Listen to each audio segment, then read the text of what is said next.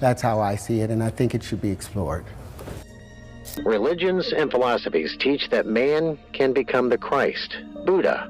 What I am trying to prove is revolutionary and almost inaccessible. It is what must be done in the universe so that each being is born as Christ, Buddha, or Zarathustra. There are 4 laws of creation. The first is that the mind cannot conceive or mathematically measure the source of the whole bewildering and dark plot, and that plot fits the whole universe.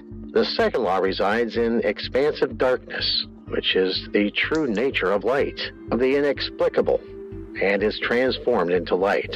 The third law is the need for light to become a matter of light. The fourth law is there is no beginning or end. We know that energy does not die.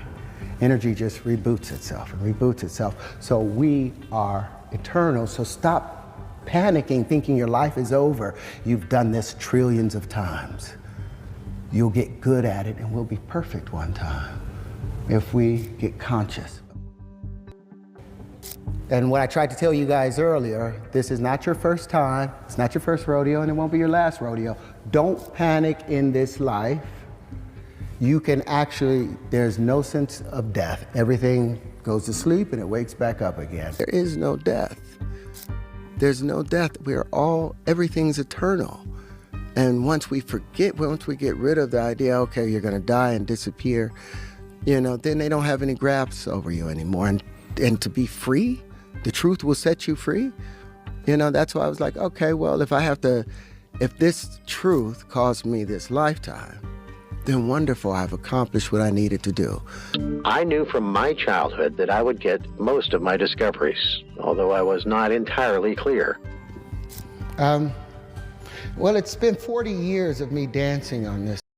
Ability to realize them entirely in his mind. He also described experiencing intense flashes of light, which were followed by moments of intense creativity and clarity. He would see an invention appear before his eyes in almost holographic detail. He said that he could rotate these visions, take them apart piece by piece, and he knew exactly how he was going to build these inventions based on his visionary experiences. I'm going to have to thank the visualization for everything I've invented. The events of my life and my inventions are real in front of my eyes, like any occurrence or article. In my youth, I was afraid of not knowing what it is, but later I learned to use this power as an exceptional talent and a gift. He nourished and projected jealousy. I also did the corrections through visualization in most of my inventions and ended them that way. By visualizing mentally, I solved complex mathematical equations. For that gift I have, I will receive the distinction of the High Lama in Tibet. My sight and hearing are perfect, and dare I say that they are stronger than in others. I hear the thunder 150 kilometers, a rhythm that must be understood. I feel the rhythm. I let it lead and I consent. It was very nice and gave me the knowledge I have. All that lives is in a deep and wonderful relationship. The man and the stars, the amoebas and the sun, the heart and the circulation of an infinite number of worlds.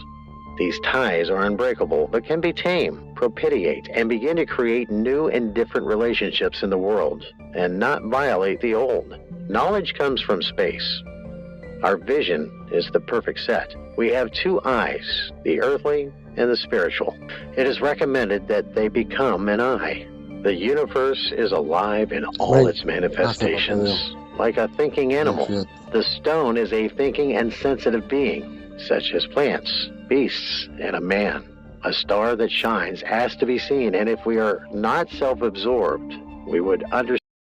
Everybody just for one day walked around and behaved as if they were God himself and did the things that they would expect the creator. And we know God can't just be a male because no man can produce a child without a female.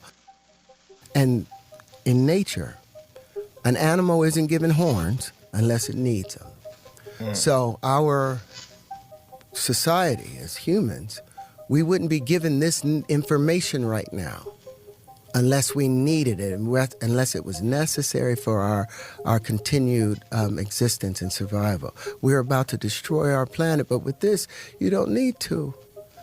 You don't need to, because now we know how to use the universe properly, where you can multiply that gun, we get more energy out of it than we put in, which physics says is impossible, and they gave me the patents to it. Terrence Howard offers a revolutionary perspective. The universe is alive, and everything within it is a piece of the divine. He challenges traditional views of death, asserting that our actions reflect the essence of God. By choosing to do good, we align with divine goodness. Our missteps reveal the enigmatic ways of the universe. But we see everything as dead because of what the Bible said. Because it breathed into life. And the universe is just one big nothingness of dead. There's nothing dead in the universe. Everything is alive, and everything is a piece of God. So when we do good things, then God is considered, God is good. When we do bad things, God works in mysterious ways. It's just how we are behaving. And we can all take the conscious level and recognize, okay, somebody's got to do the right thing, and if you do the right thing, the right things happen. And you're going up against the stream of mankind, but I've got the entire universe behind me. I have the universal phenomenon and observable evidence and data that stands behind it, and 97 patents and trademarks.